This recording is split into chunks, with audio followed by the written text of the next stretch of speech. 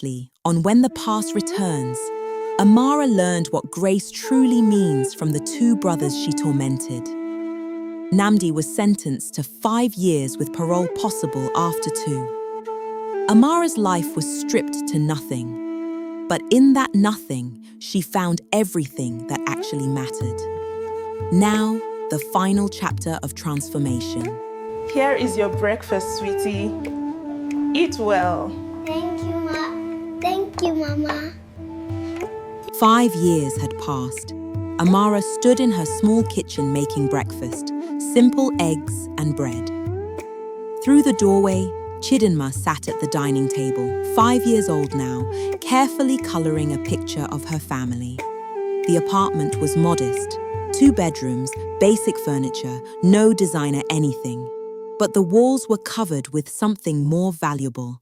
Chidinma's drawings, family photos showing genuine smiles, certificates from the community center where Amara volunteered. Mama, look, I made all the colors stay inside the lines. That's beautiful, my love. You're so talented, and you know what makes me even more proud? Yesterday, you shared your crayons with that little boy who didn't have any. Chidinma beamed. His name is Tunde. He was sad. Sharing made him happy. Amara. That's right, baby. That's what really matters. Making others happy. Being kind. Do you remember what Mama always tells you? Chidinma. Everyone is the same. Everyone is human. And being human means we all deserve kindness. Amara kissed her daughter's forehead.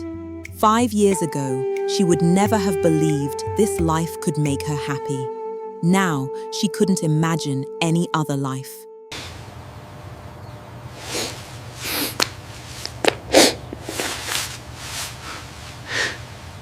Nnamdi had been released 3 years ago after serving 2 years with good behavior. He now worked as an accountant for a small, legitimate firm. No luxury cars, no designer clothes, just honest work, honest money, honest life. Every evening, he came home to this modest apartment, and every evening, he thanked God he had a home to come to. Prison had broken his arrogance, but rebuilt his character. Daddy! Chidinma ran to him as he arrived. Mama says we're going to the park today to see Uncle Chidera and Uncle Chukwudi. Nnamdi lifted his daughter, marveling as always that this beautiful, kind child was his. Nnamdi. That's right, princess. And you know what? Uncle Chidera's son will be there. And Uncle Chukwudi's daughter. You'll have friends to play with. Chidinma. I love them. They're my best friends. Nnamdi and Amara exchanged glances. Their daughter playing with the children of the men Amara had tormented, not knowing the painful history, only knowing love and friendship. That was grace. That was redemption. Look around you. Rich or poor, we share this moment. The lessons learned here. That morning, before the park, Amara stood on the stage of Victoria Grammar School's auditorium. The same school where she'd been queen of cruelty. The same halls where she'd tormented 2 boys. But she was not that girl anymore. The brothers sat in the back with their families, having come at her invitation without knowing what she planned to say. My name is Amara Okafor. I'm here to talk about the scholarship program run by the Nwosu Foundation. But first, I need to tell you my history with this school and with the foundation's founders. She took a deep breath. When I was a student here, I was cruel. I was arrogant. I believed that because my family had money, I was better than others. There were 2 students, Chidera and Chukwudi Nwosu, who I made it my mission to torment. I mocked their parents for selling vegetables and spare parts. I laughed at their worn shoes. I went out of my way to make them feel small. The auditorium was silent, every student listening. I was wrong. Those 2 boys I tormented, one became one of Nigeria's youngest senior advocates. The other became chief of surgery at Lagos University Teaching Hospital. They rose from poverty to prominence, not by stepping on others, but through hard work, intelligence, and strong moral foundation their parents gave them. And when my life fell apart, when my husband was arrested for fraud, when I was pregnant and in crisis, when I had lost everything, those same two men I had tormented were the ones who saved me. Not because I deserved it, but because they chose grace over revenge. I'm telling you this because you need to hear it. How you treat people matters. The person you mock today might be the person who saves your life tomorrow. But more than that, cruelty is wrong.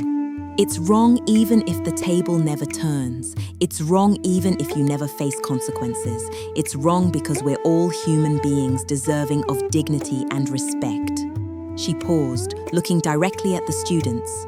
Some of you come from wealthy families, some from humble ones, but none of that determines your worth. Your worth is in who you choose to be, in how you treat others, in whether you use whatever power you have to hurt or to help. Choose to help. Always choose grace. It feels so good to finally be here together like this. Yes, it has been far too long, my friend. After the speech, both families gathered at Lekki Conservation Centre. It had become a monthly tradition. Once enemies, now family. Amara and Namdi sat with Chidinma between them. Chidera with his wife and young son. Chukwudi with his wife and daughter. All equal, all friends. Chidera. That was a powerful speech, Amara. My parents would have been proud of you. Amara. I wish I could have known them. I wish I could apologize to them in person. Chukwudi. I think they know. Wherever they are, they know. And they're proud not just of us, but of you too, for having the courage to change. Chidinma ran with Chidera's son and Chukwudi's daughter, the three children chasing each other under the trees. They knew nothing of the painful history. To them, Uncle Chidera and Uncle Chukwudi were just the kind men who told funny stories and gave them sweets. Namdi, do you ever think about how different things could have been if you had chosen revenge instead of grace? Chidera. Sometimes, but then I remember what my mother said. The tallest tree that provides the most shade was once a seed that someone chose to water instead of crushing. We chose to water. And look what grew. He gestured at the scene. Children playing, families united, laughter and joy that had grown from seeds of pain and grace. Look at that.